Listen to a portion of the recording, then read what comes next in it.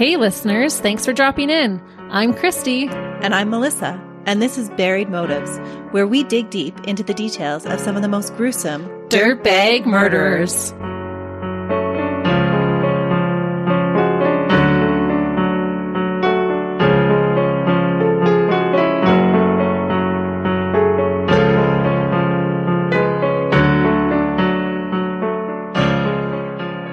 Hey listeners. Welcome back to Buried Motives. We are glad you're joining us this week. We're always so glad that you decide to join us. We appreciate you spending your time with us.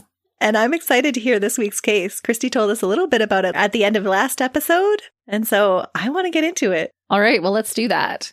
But before we do, as our listeners are aware, the friends that we have made while podcasting are really important to us. We have gotten to know some of our listeners a little bit through social media, but we have also had the privilege of meeting and collaborating with other podcast hosts. Oh, we have one coming up. We do. An exciting one coming, so stay tuned. But this week, I wanted to find a case to shout out our friends, Caitlin and Drew, over at Tales from the Estate, by finding a case from their home state. They have been so supportive of us, and we wanted to send them back some love. By telling them about murder? In their home state, yep. How else would we show them love? Hey, here are the dirtbags that live amongst you. Yes, there's quite a few there, actually. They are from Ohio, and I was able to find a case that acts as a cautionary tale that took place in Ohio in the year 2000. The case I will be discussing today could be used as the poster child in the campaign to just say no to drugs. This was another one of those cases where I did not find a lot of other content creators covering it. I found one 10-minute video and 0 podcast episodes on this dirtbag. It doesn't mean that there aren't any, just I couldn't find them. That being said, I was able to find multiple court documents and a few articles to bring you the details for this one. I love the court documents. Yes, I am sticking mostly just to court documents for this. While researching this case, I also came to realize that there are a lot of cases that came from this same place in Ohio, including a serial killer who terrorized Dayton, Ohio, starting more than 100 years ago, in the year 1900. But unlike this Dayton strangler, who never was caught, today's dirtbag was, thankfully, easily identified and punished for his horrific crime. Ooh, that would be an eerie fact if that was your hometown. Yes. Something's in the water. Maybe. Just go look up murders in Dayton, Ohio, and there's quite a few to choose from. So now we can get into it. Scott Andrew Mink was born on October 13th, 1963, in the state of Ohio, and is the dirtbag of the day. Was it a Friday? Actually, I don't know. Let's look that up. Wait, you said no more research. You said no more rabbit holes. Okay, never mind. It's funny because I looked up a bunch of the other days of the, I'm like, what day is this? Because I always do like to know, but. What day, what year? Sorry. October 13th, 63. It was a Sunday. Oh, Sunday, baby. Never mind. We used to have it in labor and delivery, little poem about, depending on which day of the week you were born. Monday's child is fair of face, Tuesday's child is full of grace, Wednesday's child is full of woe, Thursday's child has far to go. Friday's child is loving and giving, Saturday's child works hard for a living, but the child who is born on the Sabbath day is bony, blithe, good, and gay. Oh, all right. So he's not any of those things. But he was born on, what did we say? Oh, a Sunday. Yeah. Oh, yeah. I was going to say, but was he born on a Wednesday? Nope. Wednesday's child is full of woe. Poor Wednesdays. Which is kind of funny because Wednesday from the Addams Family. I wonder if that was on purpose. Oh, maybe. Yeah. They named her Wednesday. Yeah. Right. I wonder. Another rabbit hole. And then we'll get back into it. It is. Ah! It is? Yes. According to Wikipedia, anyway. Look at us putting 2 and 2 together. Oh, and there's several sites that will say that Charles Addams, the creator of the Addams Family, clearly intended for her name to relate to the popular child's rhyme, Monday's Child. No way. Cool. That is so cool. I had no idea. We discovered that on accident. Love a good rabbit hole. Yes. Fun fact. My peppermint halo on. We love fun facts over here. We're both just nerdy enough. Like it Isn't together. that what Tales from a State does all the time? Fun facts? They do random facts. Yeah, it's true. How fitting. Yeah, we love you guys. Okay, I think I got enough on. This went up in price. I keep trying to dupe it, but I can't get it right. I can't find we got one for Nurses Week called Positivity from Sage, and I can't find it anywhere. Have you looked online? Yeah. Oh, they don't sell it anymore then. Called Which Positivity? Is sad. It's called Positivity, and I love it. It's such a nice fragrance. Now you're going to look what's in Positivity from Sage. I probably have all of the oils upstairs. We could make you a bottle and try and figure it out.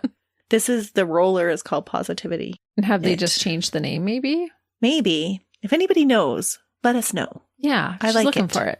Or if you know how to make peppermint halo from Sage. I needed a real recipe. The ones I've been trying have not worked. Okay, second rabbit hole down. All right. Okay, are you turned off? No, hold on. I better turn off. Or we'll be getting a third rabbit hole. This is why we could never record live. Maybe I'll leave this in here just so everyone can see what it's really like when we're recording. It'll be our first 10-minute intro. I might. We'll see.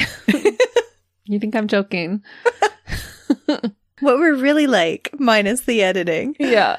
Thank goodness for editing. Stay tuned for Patreon, where you get us full-fledged. That's right. Maybe some lives. That would be fun. Okay. Let's start over. Because all I got was his birthday. Doesn't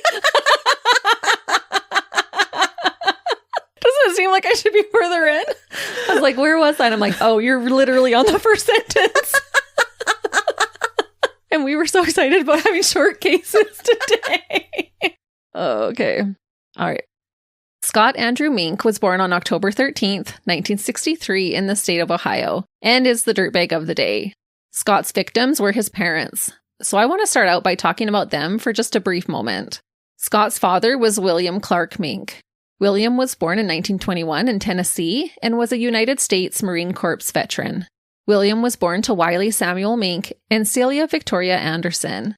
Wiley was born in Virginia in 1883, and Celia was born in 1886, both of whom died in Tennessee where William was born. So these would have been Scott's grandparents.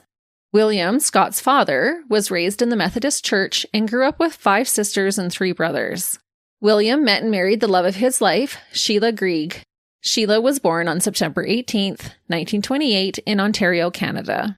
Together, Sheila and William raised 5 children, 3 daughters and 2 sons, Scott being the youngest and most troublesome. Oh, those dang babies of the family. Right? The youngest always gets away with more. So true. Doesn't matter what family you're in. I think because everybody's tired by that time. It has nothing to do with being a favorite. It's true. Parents are getting tired. We're just exhausted. So relatable. Right, little sister? I know you're listening. From the research I did, there was nothing out of the ordinary in their home. William and Sheila were good people and loving parents and grandparents. They made their marriage work and raised their family together. By the year 2000, at the ages of 72 for Sheila and 79 for William, they were ready to slow down and downsize. That makes sense. Sounds well deserved. Yep. Scott, who was a month shy of being 37 at the time of the horrific double murder, was still living with his parents. Had he left and come back? No, you're going to find out really soon why he's still living there. Okay. But most of his adult life, he lived with his parents. In the early part of the year, William and Sheila informed their youngest son that they would be moving into a smaller place and he would not be able to move with them. They were living in a 2-story duplex on the top floor, which is referred to as an apartment in the reports, and were planning to move into a smaller apartment. Sadly, they never got the opportunity to move into that apartment, and just 2 days after Sheila's 72nd birthday, on September 20th, 2000, Scott would viciously take their lives for nothing that could be described in any other way than as a drug-fueled temper tantrum. Oh. It is awful. There's no motive. It's just really a temper tantrum. I can't describe it any other way. Oh. So let's back up a little bit and talk about Scott. Scott was raised with his siblings in the Dayton area of Ohio. They lived in Union, which is 10 miles from Dayton. Both of his parents were loving, but Scott did later say that his mom was the one who, quote-unquote, wore the pants in the family. That's surprising considering his dad's military background. Yes. But he said that his mom was the strict disciplinarian who was, at the same time, fair, which I translate to just mean that she was a good parent. Mm-hmm. She was on it. Yeah. Not that William wasn't, but she just took control of the family. Scott attended public school and graduated in 1982 from Colonel White High School. I looked the school up, and it was built in 1929 on the corner of Wabash and Niagara in Upper Dayton View, until it was demolished in 2008.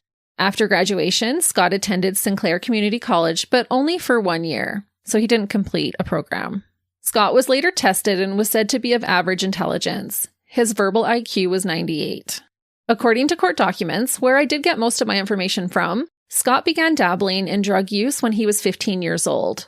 By the age of 25, he was drinking regularly, and cocaine was now his drug of choice.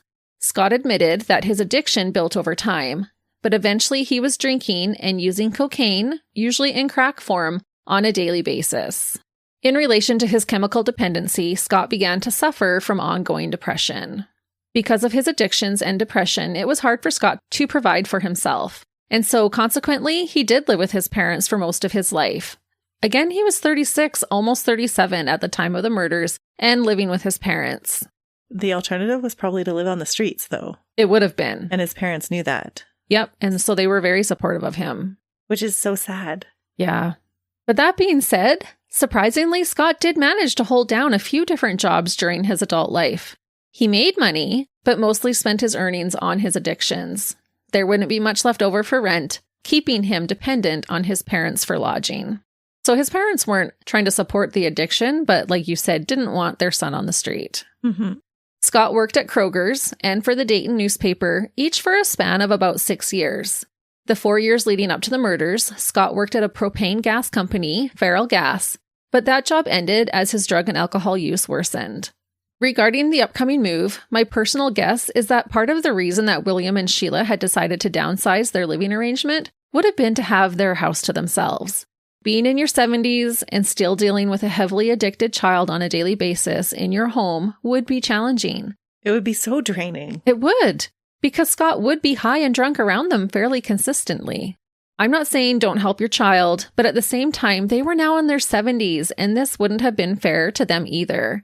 And it did seem like William and Sheila had been trying to find help for their son. And so where are his siblings in all of this? They're around. Okay. Yeah, they're all in the Dayton area. It would be interesting to see if the parents helping Scott out would have created a rift between their relationships. I don't think it really did. Okay. Yeah. I think everyone was loving and wanted the best for the parents and for Scott. But I can't speak for each of them if there was some deep down resentment towards him. Right. Which is lovely if it's the case. Yeah. But this family is really remarkable in how they come together even after the murders. Testament to how they were raised. Yes. At the beginning of 1999, Scott was treated for depression at the Good Samaritan Hospital's crisis care facility and was given a prescription for Effexor XR, which is an antidepressant. Later that summer, he completed a 28-day residential drug treatment. During spring of the following year, so just months leading up to the murders, Scott was admitted into the Miami Valley Hospital Psychiatric Unit for 3 days. And yes, Miami Valley Hospital is in Dayton, Ohio. I had to look it up. I was like, wait, did they move to Miami? But no, they did not. They're just thinking sunny thoughts. Yes. It's good for all of us to think that. He was again treated during the summer of that year for taking an overdose of Alka-Seltzer nighttime medication mixed with Ativans. Okay. I'm sure he was feeling pretty mellow after. Probably. And no heartburn. Yeah. There were other reports of suicide attempts made by Scott leading up to the murders. All of them were said to be associated to his crack cocaine addiction. Scott did have a small prior record. He was arrested in 1997 for driving under the influence, as well as a charge 8 months later for public intoxication. I could not find any type of juvenile record for Scott, but in July of 2000, he was charged as an adult with theft while he was working at Feral Gas. On July 13th, Scott stole a power washer, a vacuum, a microwave, a computer, a monitor, and a printer from his place of employment. He sold the computer, printer, and monitor for $20 worth of crack cocaine, and then later sold the power washer, vacuum, and microwave for another $20 hit. All of these offenses have to do with his drug addictions. Yes. Honestly, it is, like I said, just a say no to drugs example because we wouldn't even be talking about him if he hadn't become addicted. So sad. And so preventable. Yeah. That is the really disheartening part about this all. But after this theft is when I assume he was no longer employed at Feral Gas. Yeah, no kidding. Which was about 2 months before the murders.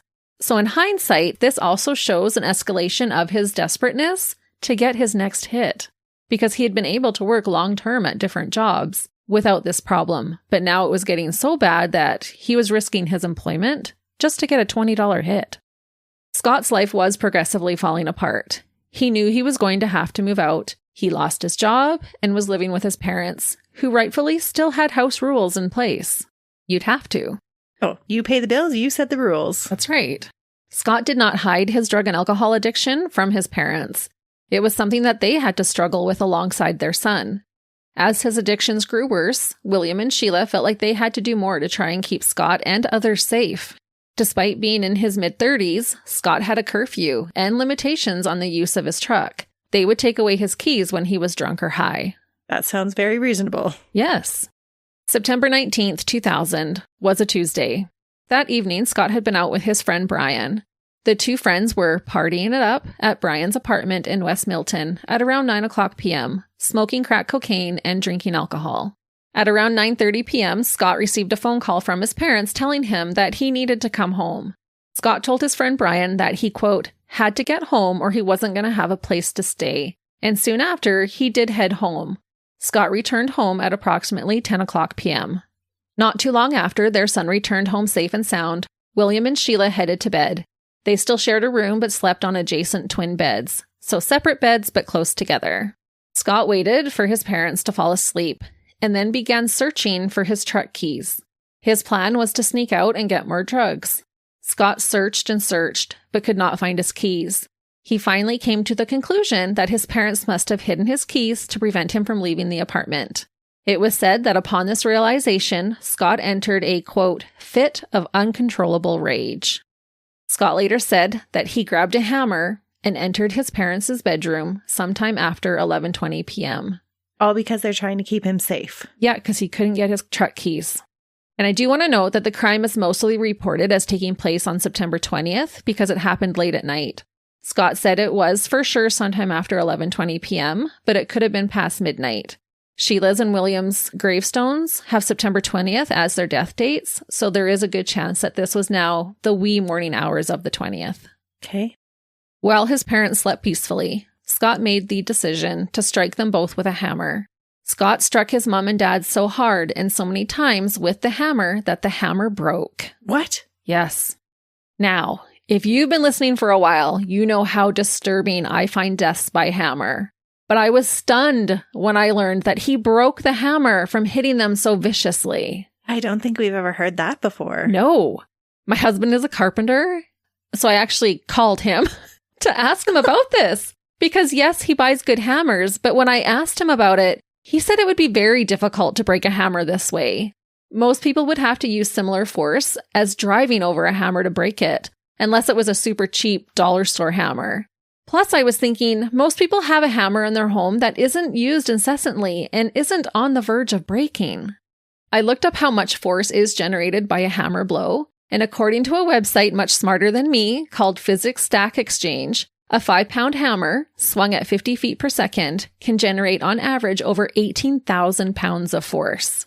It takes less than 1,000 pounds of pressure to break even the strongest of human bones. A lot of bones take much less than even 100 pounds of pressure to break. Oh.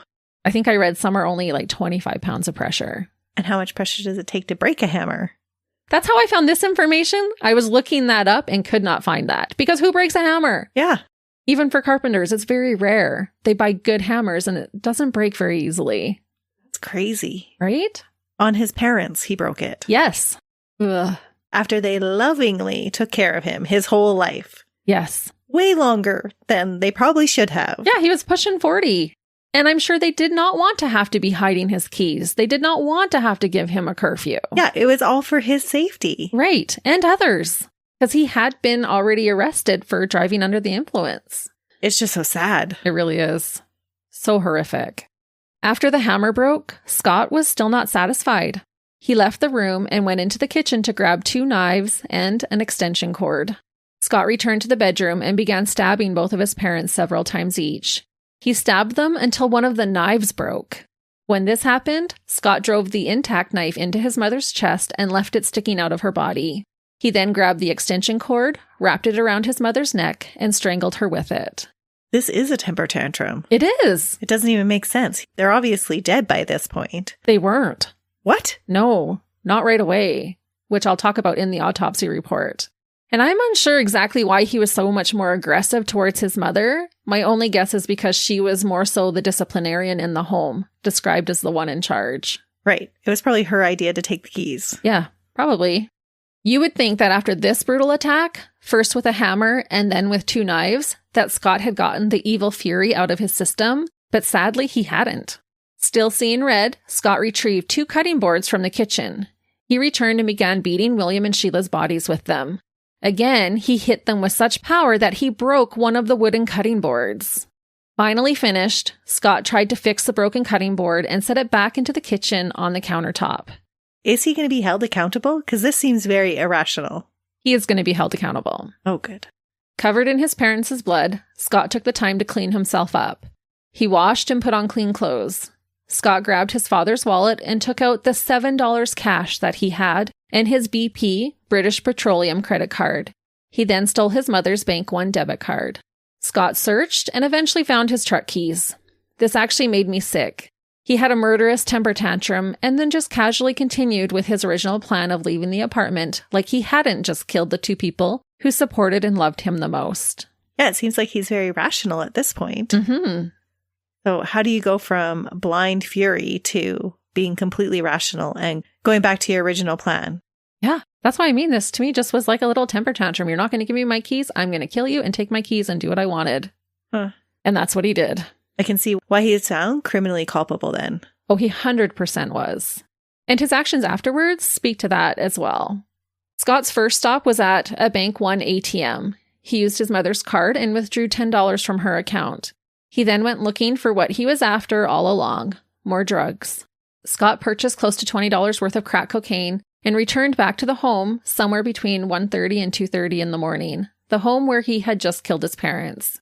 Ironically, Scott quickly came to realize that he had been scammed.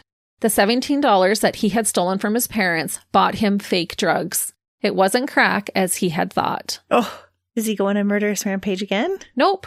Instead, still needing a fix, this dirtbag settled and took about a half a dozen of his mom's tranquilizers and simply went to bed. And I thought, why didn't he just do this in the first place? Ah, William and Sheila never should have died this way. this is just senseless. It is. It's so heartbreaking because honestly, why not just steal your mom's drugs and go to sleep? But he was probably thinking, oh, I'm a grown man. They're taking my truck keys. They can't do that to me. Mm-hmm. The next day, September 20th, Scott got a leisurely start. He slept in until the late afternoon. He entered his parents' bedroom and saw his mother's body laying on the floor between the 2 beds. Scott grabbed his father's body and placed it on top of his mother's body. He then put blankets over the 2 bodies and went about his day. He covered them so that he wouldn't have to see the horrific things that he had done to them. So just out of sight, out of mind. Yep, I'll just put a few blankets over top of them. By the evening, Scott was needing another fix. So he took his dad's Ford Escort vehicle and traded it to a drug dealer for about $50 to $100 worth of crack. What? Yeah. Happy with his purchase, I believe Scott spent the night in the home where his parents lay dead, getting high. And nobody else has made any calls to the parents? They aren't suspicious about why they haven't been in contact with anybody? Oh, they do, and that's how this does get discovered. Oh, okay. The next day, September 21st, Scott called a man named James at 5 o'clock in the morning to see if he knew of anyone interested in purchasing a TV. Scott told this guy that his parents were out of town and that he was trying to come up with some money to buy groceries. I'm not sure if it was on the advice of his friend, but Scott did find someone that morning to purchase his parents' TV. He drove to East Dayton and sold the TV for $30 worth of crack. Before returning home, Scott stopped and used his father's credit card to buy beer, cigarettes, and milk. All the provisions. Yep, all that he'd need. I'm not sure how quickly a person can go through $30 worth of crack in the year 2000, but it did not take very long at all before Scott called his friend James up again, and this time told him that his parents wanted him to clean out their garage while they were out of town, and so he had more items to sell.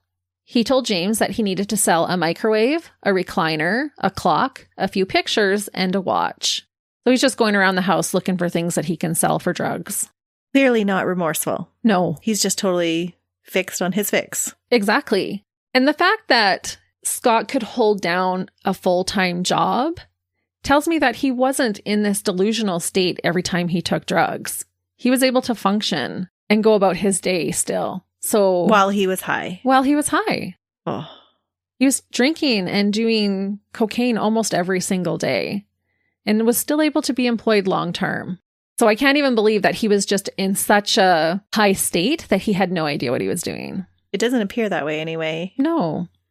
Scott took all of these items that I mentioned over to James's place and was back home before lunchtime. What Scott didn't really consider in this situation, like you just asked, was that eventually people would come looking for his parents. Included in those people were William and Sheila's other 4 children, Scott's 3 sisters and brother. On September 20th, the morning after, Scott's sisters tried calling their parents. When they didn't hear back from their parents by the next day, they rightfully became worried. On that next day, September 21st, the sisters decided to go to their parents' home together to see if they were all right. It was not typical for them to not be able to reach their parents. So, I have a question for you. Mm-hmm. Since starting the podcast, have you become a little bit more anxious when somebody doesn't respond to you right away? Yes. Yes. Just wondering. Totally. Yeah. You're starting to think sinister thoughts right away. You'll be like, why haven't they answered? And your imagination goes wild. It totally does. Yes. Because situations like this happen. Yes. I've even taken pictures of loved ones' locations when I can't get a hold of them so I can be like, this is where they were last at this time. It is one of the side effects of researching murders. It's true. Because situations like this, they couldn't get a hold of their parents and decide we better go check. Mm-hmm. So they check themselves. They don't call in for a welfare check. No, they decide to go over there first. Oh, no. The sisters drove up to the home right as Scott had returned from meeting up with James over selling his parents' belongings. Scott went into the apartment before his sisters were able to get to the door. The ladies knocked on the door. At first, Scott didn't answer. The sisters escalated to pounding on the door and hollering at their brother to open up. Yeah, no kidding. They had just watched him walk in. Yeah, they knew he was there. Scott came to the door, but would not let them in. When questioned, Scott just said that he had no idea where their parents were. William and Sheila's daughters knew hogwash when they smelled it. They knew that something was wrong and immediately left the front steps of the apartment to report their concerns to the police. It sounded like the police station was within eyesight of the Mink's home. While arriving there, one of the sisters spotted Scott leaving the building and walking towards his truck. The sisters decided to leave the station before talking to anyone and were able to catch up to Scott. One of them outright asked him, quote, "Scott, did you hurt Mom and Dad?" To which Scott simply replied, "No." The women asked for the keys to go inside, and so Scott tossed his sisters the keys to the apartment and then quickly took off in his truck. Oh, He's going to do that damage to them. Yep. That is a dirtbag move. Total dirtbag move, and so selfish. Thankfully, it doesn't quite play out that way, but he had no way of knowing that. The women entered the home and at first didn't see anything too concerning. Wouldn't you smell something by this time? It's almost been 2 days. You would think so. They looked into their parents' room, but it was dark and they didn't realize that the parents were stacked underneath the blankets that were piled on the floor. Yeah, they probably couldn't see them in between the 2 beds. No. And I think this was just a tender mercy, to be honest. What they did notice was that William's eyeglasses and wallet were on his dresser, but their car was not parked out front. It would be odd for their father to leave in his car without his wallet or wearing his glasses. They collectively decided that they needed to call the police. So they're just thinking, they're gone, but why is Dad's stuff here? Right. Not long afterwards, at 12:41 p.m., Officer Darren Goody was dispatched to the Mink's apartment for a welfare check. The officer spoke to the 3 sisters outside for a few minutes and then thankfully had them stay outside as he went inside to investigate. It did not take him long to make the grisly discovery of Sheila and William's dead bodies and confirm the 3 women's worst nightmares. So he found them pretty quick. He did. So it is amazing that those girls didn't see their parents when they opened that bedroom door. Yeah, I think it was a blessing for them, to be honest. Oh, for sure. Because I cannot even imagine what that would have looked like. The apartment, once shared by a loving couple and family, immediately became an active crime scene. Scott hadn't touched the bodies after initially covering them with the blankets. William was found laying on top of his wife Sheila. Their clothing and the floor around them were soaked in blood. The kitchen knife was still sticking out of Sheila's chest, and the extension cord was still tightly wrapped around her neck. Near the 2 bodies on the floor was the broken knife blade, the broken hammerhead, and a wooden cutting board. Underneath the blankets and sheets of one of the beds, investigators found the handle to the broken hammer and the handle to the broken knife. Blood evidence was everywhere. Spatters were even found underneath the bed on a roll of carpet padding. This evidence would suggest that Scott continued to attack his parents even after they fell to the floor. Just beating them when they were more vulnerable. Yes. He absolutely had gone into a frenzy. Do you think so, or he's just a dirtbag? Well, can dirtbags go into a frenzy? Yeah, but... I think he was just filled with so much rage that he just let it all out on them. But he's so rational afterwards. He is. It's very cold. It is very, very cold. It's hard for me to understand how you can be so out of control emotionally and then just go back to being calm and collected. Well, as we're going to talk about, I do think there was some premeditation in this. Maybe just not right for that moment. Right. Mm-hmm. It sounds like something he's thought about before. Definitely. And then just got carried away with it in the act. Mm-hmm. Evil just took over. In the kitchen, police found the other cutting board that Scott had broken on his parents and tried to fix. The board was also wooden, but had been split into 3 separate pieces, but reassembled. It didn't say how, but my guess would be that he may have attempted to wood glue it back together. He tried to fix it, but he didn't clean it off. There was clearly blood all over the board. So why even fix it? Okay, that is a little irrational. I thought that was a weird aspect of the case. Investigators found more blood when they searched Scott's room. There, they discovered a bloody t-shirt worn by Scott during the attack, as well as a pair of his running shoes that were blood-soaked. It also became clear to the police that items from the home had been stolen. The microwave stand was empty, and where the TV was supposed to be remained just a loose TV cable. You can tell when things have been spontaneously removed and are not there on purpose. Knowing that Scott had just been in the house and was likely the last person to see William and Sheila alive, he became the obvious main suspect in their murders, a suspicion that would be quickly verified. Police checked Scott's phone records and learned that he had called his friend James multiple times after the deaths of his parents. Police contacted James on September 22nd and were able to subsequently confiscate the Minks' TV, recliner chair, microwave, a clock, and 2 pictures. William's stolen Ford Escort was also found and seized. When the vehicle was inspected, blood was discovered on the driver's side seatbelt as well as the driver's side door. He had went to get drugs with bloody clothes? Well, he had already cleaned up, but this means that despite that, Scott still had some of his parents' blood on him when he traded their car for drugs. So he hadn't hopped in the shower and scrubbed right down. He just cleaned up a little and got changed. Threw on a new hoodie. Not even, though, because if the blood's on the seatbelt. Yeah, he had put on a clean t-shirt. When the family was questioned, Scott's brother William Jr. stated that just before the murders on September 18th, he asked Scott what he was going to do now that he wasn't allowed to move with their parents. Scott had just recently learned that his parents were downsizing without him, but responded to his brother that his plans were, quote, kind of nasty, but said, quote, don't worry about it, I've got a plan. Oh, that does sound totally premeditated. Yes, to me, I think so. But it's not a very good plan because what was he expecting to happen afterwards, after he killed his parents? Right. And like I said, he might not have planned to kill them in that very moment that he did, but I do think this means that he was considering it or had even already decided that he would kill them. But like you said, I don't think he thought very much further than that. No. But where was Scott? He knew that when he handed over the keys to their home, that his horrific acts would be discovered. After leaving his sisters in the parking lot, Scott ended up on a farm close to Tip City, which is only just over a 20-minute drive from Dayton. He hid out there for a few days, I assume unbeknownst to the farm owner. So he knew to hide. Yeah. When Scott became more lucid, or perhaps when he was just tired of hiding, he surprisingly decided to turn himself in. Oh, I was not expecting that. I wasn't either. At approximately 8:00 p.m. on Sunday, September 24th, Scott walked into the Tip City Police Department, just short of being exactly to the hour 5 days from when it all started, from when his parents called him out of concern and told him to come home. Scott approached an officer and said that he had, quote, done something awful and woke up in a field somewhere west of Tip City. Scott was immediately arrested and taken into custody. 3 hours later, around 11:00 p.m., Scott was interviewed by detectives Rick Bergman and Thomas Peed. During this interview, Scott waived his Miranda rights.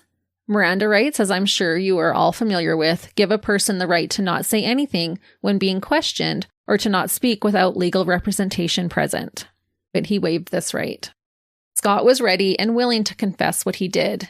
He gave both an oral and a written confession. He spared no details.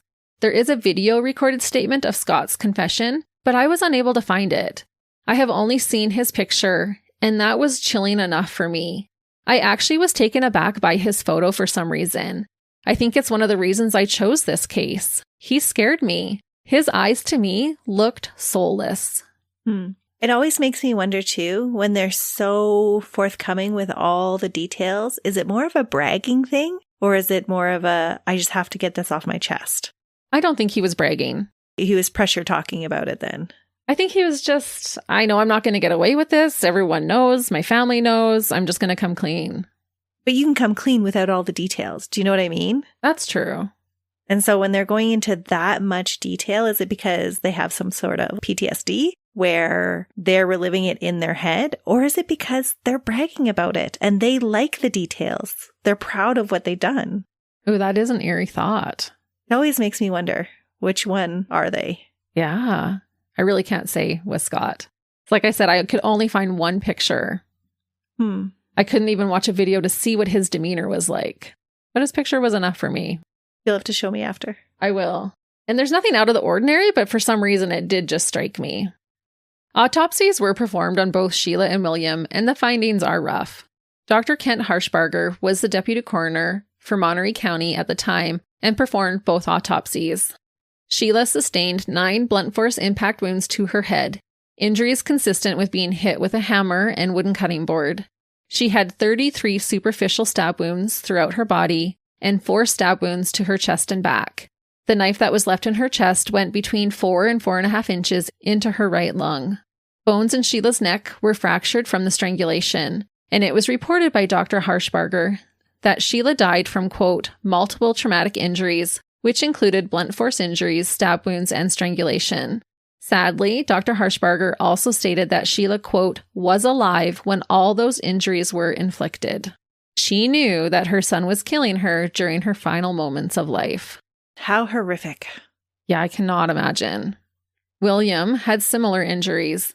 He was stabbed a total of 13 times and had a minimum of 13 blunt force traumas to his head, plus 4 more blunt force impact injuries on the other areas of his body. William, though, had defensive wounds.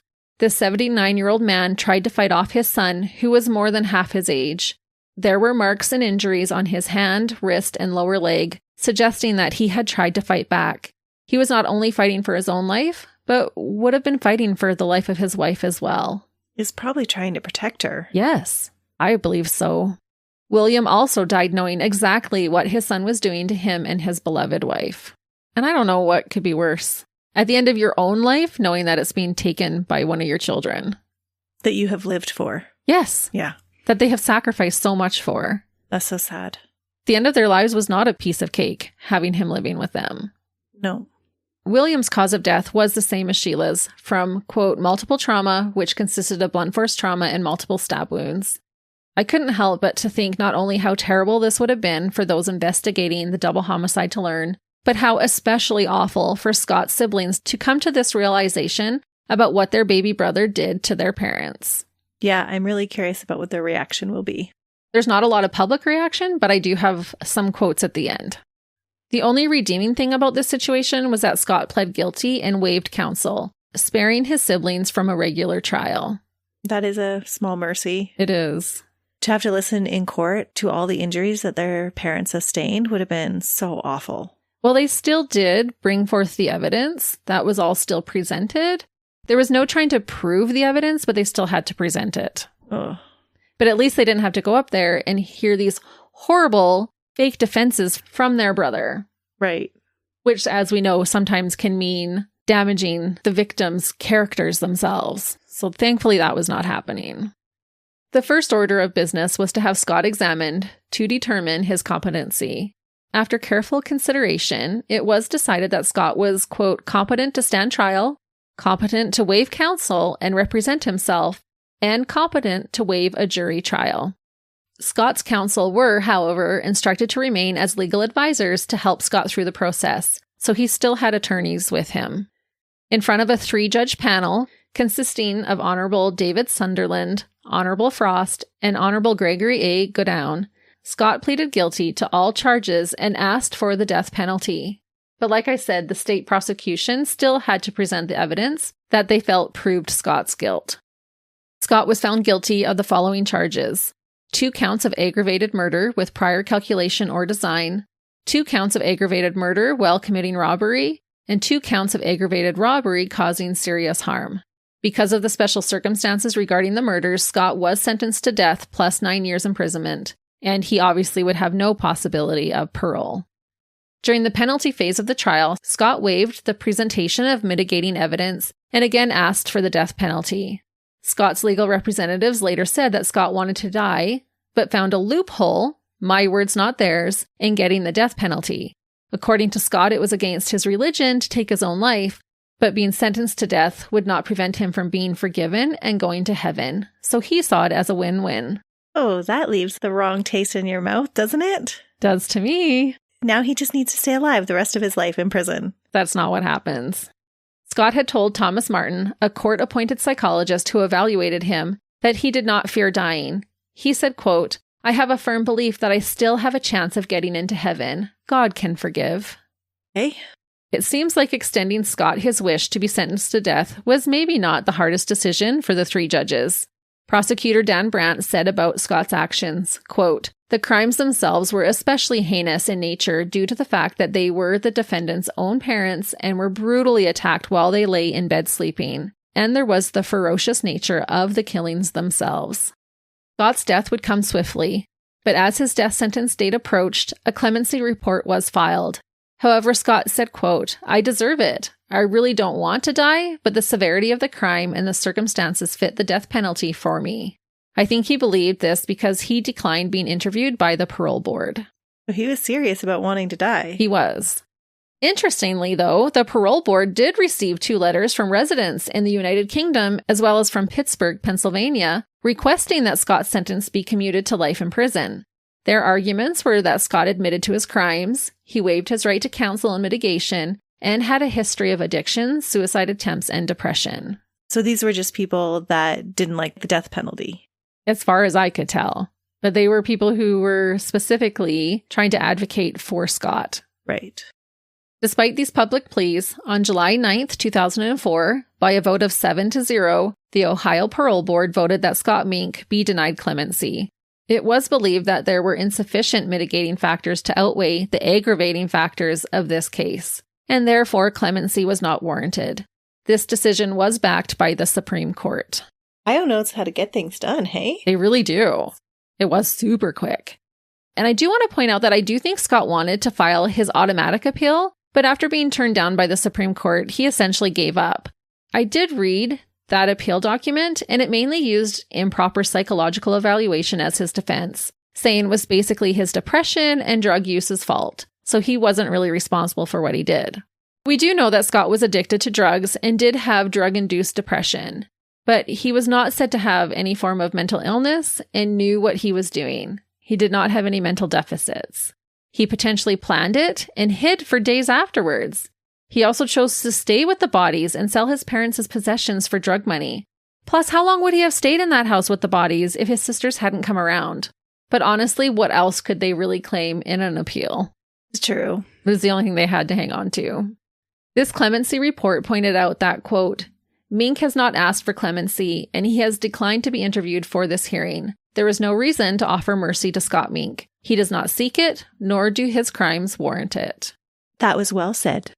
When it came down to it, Scott knew what he did was wrong, and he knew what he was doing when he murdered his parents and when he admitted to doing it. In fact, it was said that he wasn't even that sorry for his actions at first. Dr. Martin stated that Scott had informed him that, quote, "He was not preoccupied with any feelings of guilt or remorse about his actions at the time of the alleged offense." He didn't feel bad while he was doing it. No, clearly by his behavior afterwards. Yes. Scott was basically just a heinous dirtbag. It was said that other than attending school and holding down a job, his character, quote, "offers no redeeming features." That being said, Scott's attorney did say that Scott seeking the death penalty was his way of showing remorse. Or getting out free. Yeah, his get out of jail free card, literally. Scott would meet his fate on July 20th, 2004, just 3 years after he pleaded guilty to his crimes. He became the fastest inmate to be executed since the state of Ohio reinstated the death penalty in 1981. The next closest was 9 years, so 3 years was super fast. It is super fast. He was also the first inmate to be executed who had pleaded guilty since the reinstatement. Everyone else had still claimed their innocence? That's a little unsettling. Or the ones who hadn't been executed yet. Okay. Yeah. Scott only had to spend 1,118 days on death row. But you know what Scott was not referred to as during those 1,118 days? No. A model prisoner. Oh, yay! I was so happy about that. It was said that since his admission to prison, his adjustment had been, quote unquote, unremarkable. He had, quote, no serious conduct reports and no program achievement. Okay, that is such a better description than model prisoner. Yes, unremarkable. Yeah. Nothing great, nothing bad. I was really happy to find that quote. You don't know how much it gets on her nerves, people. It really does. You're not a model prisoner. She makes a face every time you say model prisoner. I do. For the execution, Scott was transferred from a prison in Mansfield to the Southern Ohio Correctional Facility. Outside of the correctional facility, there were 25 people protesting the death penalty. Scott was scheduled to die in the morning, so his last meal request was for the night before. He requested a T-bone steak, baked potato with sour cream and butter, steamed broccoli and cauliflower, a hamburger with cheese, onion, lettuce, tomato, ketchup, and mustard, French fries with extra salt, and Pepsi to wash it all down. Okay, that's a meal I could get behind. Right? That's what I thought too. He finished everything except for some of the broccoli.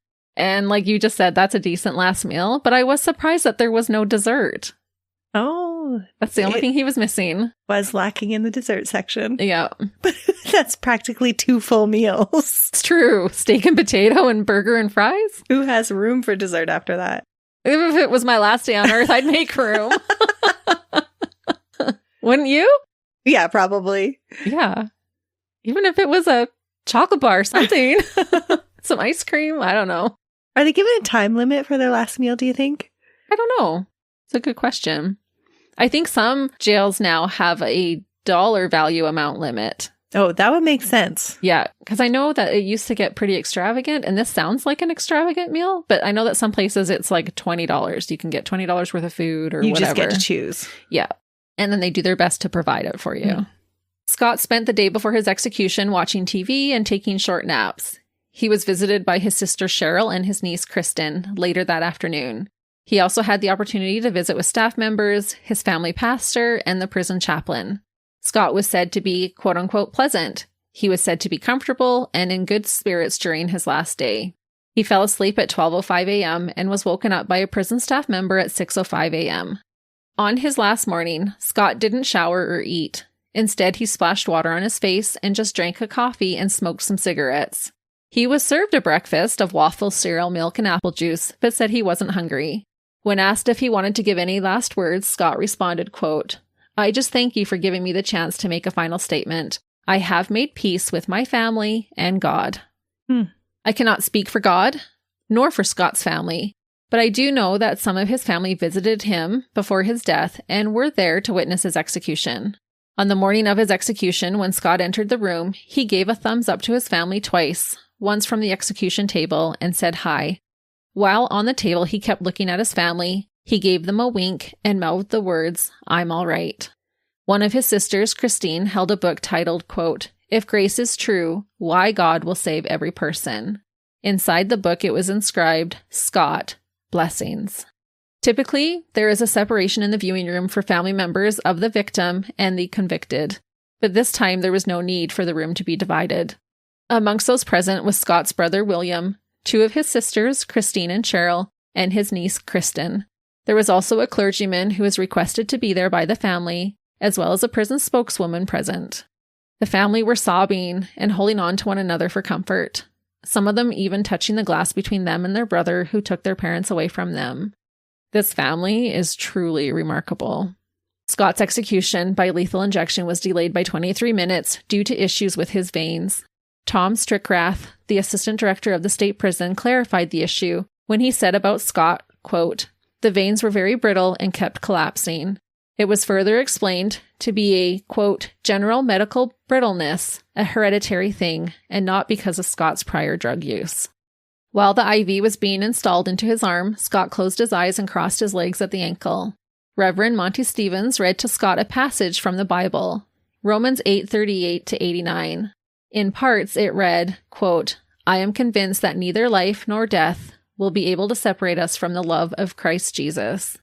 The shunts were finally in place at 10:17 a.m., and just 10 minutes later, at 10:27 a.m. on Tuesday, July 20th, 2004, Scott Andrew Mink's heart stopped after being administered a 3-drug concoction at the Southern Ohio Correctional Facility.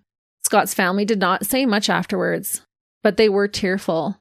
I cannot imagine how horrible this all would have been for them. It would have been awful. Yeah. They were just heartbroken through the whole thing. I don't even know how you would start to separate your emotions from what he did to your parents, to losing your parents, to now losing your brother. I would imagine that you would almost feel some responsibility to care for him because their parents had cared for him. And so to honor their parents, they would feel like they had to be there for him. They did absolutely feel that way. Ugh. And all of this transition of feelings happened in only 3 short years. Because I think you would go from anger and horror and then go through this flood of different emotions to get to the point of acceptance and forgiveness and love. Right. That's a lot to go through. Mm-hmm. And they probably weren't expecting to have to go through it that quickly because this is unheard of. Nobody gets a death sentence carried out in 3 years. No. Very unusual. Mm-hmm. Cheryl, Scott's eldest sister, did make a statement on behalf of the family, and I'll end with this quote. With tears in her eyes, Cheryl said, quote, "Our sorrows comes with a sense of peace in our hearts that our brother's decision was the right one for him. We have made peace with him," meaning his decision to be executed. "As a family, we will cherish our memories and move forward to create new ones for our children and grandchildren. Our faith, our love that we have for each other is the legacy our parents left behind. We will remain steadfast in honoring them by carrying this legacy forward." So just like you said, it was a way of honoring their parents. There's a lot of strength in that statement. There really is. And that is the story of a dirtbag so filled with a drug-induced rage that he did the unimaginable and ferociously murdered his 2 loving parents. The murderer, still loved by his family, Scott Andrew Mink.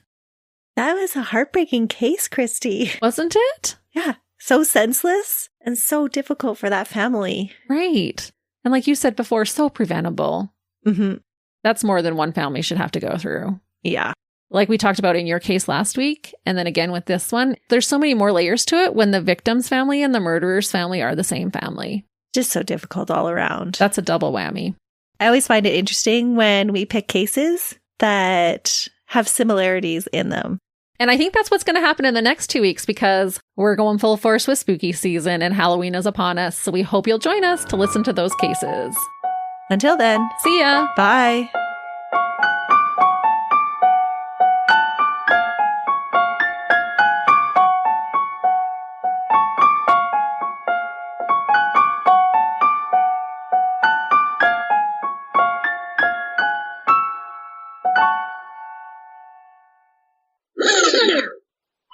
Bigger is better? Is that what you're saying? Well, that wasn't exactly what I was saying, but okay. I'll agree. For the most part. For the most part. We're talking about chocolate bar sizes, by the way. Turn off your computer. You're supposed to say, "Hey, listeners." And you're doing research. Trying to figure out how to do stuff, Christy. I know. She's working on some recording stuff, but now's not the time, my girlfriend. Okay. Ready? Okay, hold on. I have to actually I can see the reflection even in your glasses. Has to be turned off or it's too tempting. Squirrel. Yep. Melissa's all about the rabbit holes. Yep. Oh, that wasn't where you were going with that? No. Oh, sorry. That's okay. We know what we're talking about because we're not one of them. Right. You can say it because everyone's thinking it. I can do another deep dig if you want me to. No, I don't. I'll say it another way just in case. Did I say that weird? Want to smell some peppermint? That would wake No, you I can up. smell it. Oh, can you? Sorry. Like, you're killing me, girl. It's very fresh in here. It's burning my nostrils. I'm a minty fresh girl. Consisting of Honorable David Sunder. Yeah. Consisting of. But we know. But we know Scott. Scott was a dirtbag. Why can't everything in the universe just revolve around me? We need that for our merch next. You're not a model prisoner. Or model prisoner is an oxymoron. That's right. Okay, new slogan. I'll start designing tonight. Okay. Right after hockey. Yes. She's back into hockey, you guys.